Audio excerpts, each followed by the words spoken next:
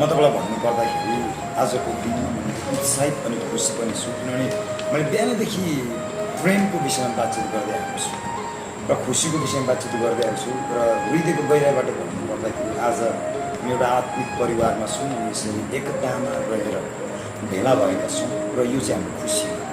अनि खुसी चाहिँ परमेश्वरले परमेश्वरको जनहरूको बिचमा राखिदिनु भएको छ। यस्तो आनन्द तपाईँले यहाँनिर भेट्नुहुन्छ र यो एकताभित्र हामी यहाँनिर छौँ अनि यहाँ चाहिँ यस्तो खुसी तपाईँले भेट्नुहुन्छ जुन खुसी चाहिँ बाहिर भेट्नुहुन्न। त्यस कारणले गर्दाखेरि यो एकतामा यस्तो किसिमको सङ्गतिमा यस्तो किसिमको प्रेममा हामी अगाडि बढिरहँ।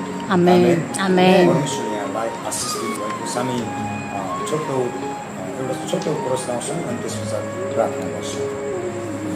हृदयभरिको धन्यवाद चढाइरहन्छु प्रभुलाई, हृदयभरिको धन्यवाद चढाइरहन्छु प्रभुलाई।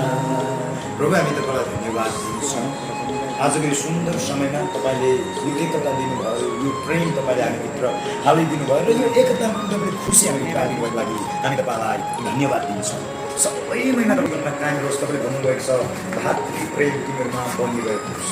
तपाईँको वचनको आधारमा प्रेम चाहिँ हाम्रो जीवनमा बनिरहेको छ। आज एक दिन मात्र होइन, सदाको लागि धन्यवाद। यो भोजनको व्यवस्थापन तपाईँले गर्नुभएको छ। धन्यवाद। हाम्रो प्रेम एकतामा चाहिँ राख्ने अवसर तपाईँले दिनुभएको छ।